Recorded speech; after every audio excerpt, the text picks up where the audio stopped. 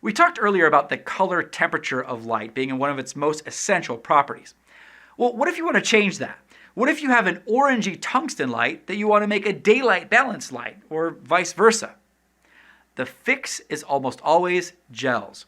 These are semi-transparent sheets of a plastic-type material that you put in front of lights to tint their color. So if you wanted to color correct an orangey light to a daylight one, you'd use a blue gel. We call these type of gels CTB, short for color temperature blue. If you wanted a light to be more orange, you'd use CTO, or color temperature orange. There are tons of other colors out there as well. They're not as common, but they're out there and they can be fun to use, like CTS, which is color temperature straw. Creates a little bit more of a yellow color than CTO. There's also plus green, which is green, and minus green, which is magenta. Now, here's Chris Taylor setting up for the council scene. What he's doing here is an extremely common job on set.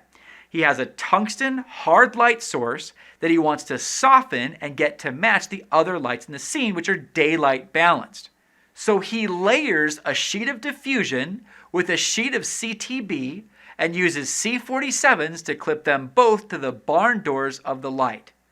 This softens the light and makes it more blue.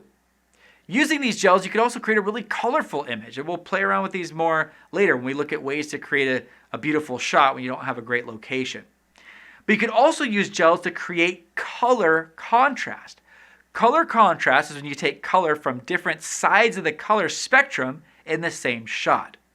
This creates a very striking and appealing image. Perhaps the most common color combination is orange and blue, as these colors are familiar opposites that can also carry emotional weight with them. This is also a common color combination because flesh tones are so important. Blue is almost exactly opposite on the color wheel from the orange hue in flesh tones, which makes those flesh tones just kind of pop. We use this in the night scene with Tayani and Cordeya. I love this lighting and combination. And frequently you'll see slight variations in these colors. Instead of blue, for example, you might have orange and teal. This is a very common color theme for modern Hollywood blockbusters, such as here in Transformers, or also here in Maze Runner: The Scorch Trials. It's also common with this color scheme to make the highlights orange so the flesh tones pop, and then introduce cyan, green, or blue into the shadows for contrast, such as here in Mad Max Fury Road. By using shadow colors that are the opposite of the orange highlights, it makes the flesh tones, and therefore the characters with those flesh tones, really leap off the screen. Sometimes this color adjustment is done in post-production, which we'll look at how to do in the upcoming training course on color. But this color scheme isn't just for modern blockbuster films. Since the introduction of color into motion pictures, filmmakers have been taking advantage of color contrast. Not always with gels, sometimes with set design or wardrobe, such as here in Vertigo. Leave Her to Heaven is a great film that won the Oscar for Best Cinematography in 1945. It's a rare example of a film noir that was shot in color. Throughout the film, we see multiple examples of great color contrast, here on the train, and also here in this room, for example.